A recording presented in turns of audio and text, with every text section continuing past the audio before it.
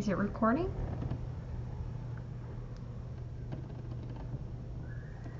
I think it is.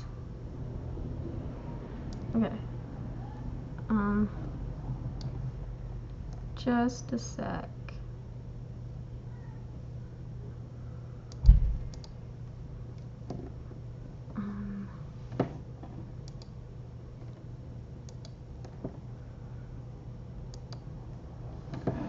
Okay, this is my presentation for Studio Art 1030 signature assignment. So this is my personal journey. At the beginning of the year, I was quite overconfident and I was bad at time management and also quite shy about sharing my personal things.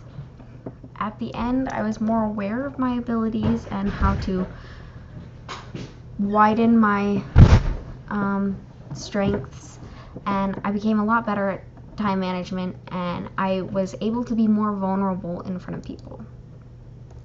So big question number 1, what studio habits are used by artists to make art? So develop craft. People develop crafts, and a studio, I used that habit in Artifact 1 and 4. So this is Artifact 1. I had to do that a lot, developing my craft, because I used something that I haven't used before. I used alcohol markers.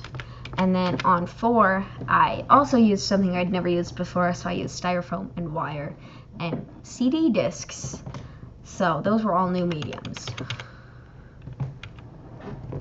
And understanding the art world, I used that on Artifact 5, where we did mimicry, and it helped me to understand the artifact, the art world better, because I was able to share my political view on something, and I also used mimicry. So I had to learn about the artist and that art style to make that art piece. And stretching and exploring, Artifact 1 as well, because I used a medium that I'd never used before. For question number 2, what are the relationships between the studio habits and college and career readiness? Artifact 5 is definitely something that I observed a lot, because I studied a fair amount for that one, because I had to study the artist and the artist style, and then I had to study ideas for what I wanted to do to show my idea. And then reflect. I reflected a lot with Artifact 6 because it was a very personal thing, because I used a picture of me and my friends to showcase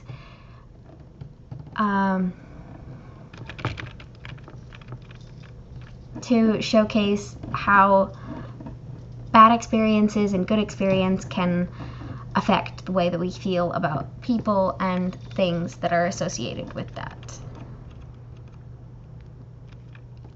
And I reflected a lot in Artifact 2 as well, because I was not able to finish that artifact. So that caused me to reflect a lot on that. And I expressed the most in Artifact 3, because it showed my personality the most, I felt like. I choose to be quite optimistic, and I think that the picture that I painted would be a good future. And in Artifact 5, I also expressed a lot, because I shared my political view on something, and I definitely fought for what I believed for that one. And this knowledge, how will this knowledge help me to be successful in my future endeavors? I engaged and persisted with Artifact 6 the most, because I hit a lot of roadblocks, not knowing what to do and not knowing how to show what I wanted to say exactly. And I envisioned the most with Artifact 3, because I made multiple different sketches for ideas, and I finally decided on one, obviously. She's sick. And the essential question for Artifact 1 is how does the collaboration expand the creative process? And when you're collaborating with people, it tends to cause more ideas and help with roadblocks, and it definitely shows a lot of different skills and helps you become better at different skills. So for this artifact, one of the quotes that I loved was, "We judge a civilization based on how well they treat their creative people." This was from a video called "The Importance of Art Education" by Star Talk. And then for Artifact 2, how do images and visuals influence our view of the world? I wasn't able to do this one. I missed out on the studio days that we had, and I was just not very aware of the time that I had left. And I was trying to use a very time-consuming medium, and then I never got around to it because I just didn't have time at home. I wish I had, because it was a really good idea. So my quote for this one is, "People will remember 10% of what you say 72 hours later, and if you add pictures and words together, it increases to a very high 65%. And this was from a video, "The Importance of Art Education," by Digicast Productions. And for artifact number 3, the essential question was, how does learning about and creating art contribute to the decisions we make? And we addressed the question, what if? The way that we view this question can show if we're an optimist or pessimist, and it definitely shows that I believe I'm an optimist. And it helped me to think outside the box, and I used a medium that I've used before but I'm not super comfortable with. I used oil paintings, and although it's a beautiful painting, I think I need to work with that medium more to become better. So for artifact number 4, what role does persistence play in revising, refining, and developing? So I used a weird and difficult medium for this one.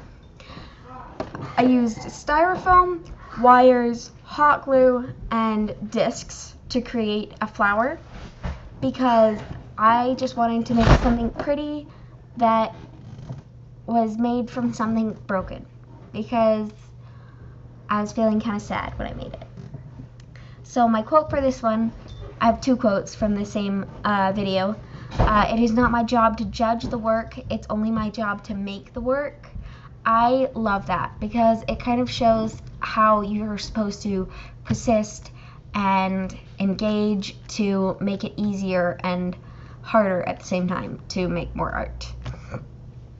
And then another quote that I loved from this same video was, "Don't be afraid of making something bad, be afraid of making nothing at all." I just loved that one because it shows how important art is to a society.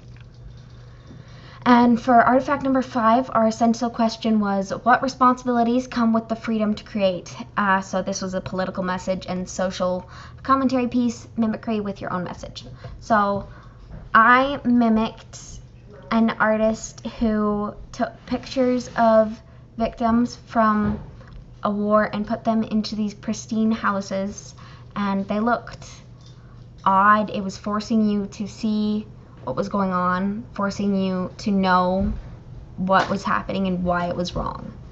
So for this one, my source and my quote is, "Political art is uncomfortable knowledge." And this woman who said that, it says that she really put her life on the line for what she believes in, and she's fiercely independent. I just love that. I think she's the one that I mimicked, the artist.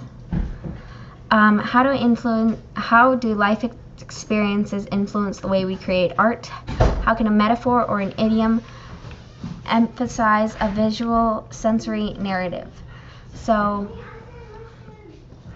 our life experiences definitely influence the way we relate to art because they can show how you're feeling. So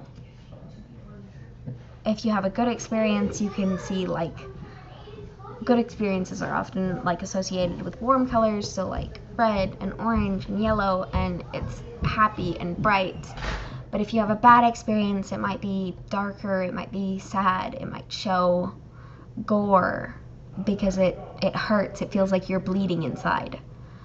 And sometimes we choose to forget memories, and sometimes we don't get a choice. Sometimes I have brain damage, so I don't remember a lot. And that's the end. Thank you for listening. And now I'm going to figure out how to end this video.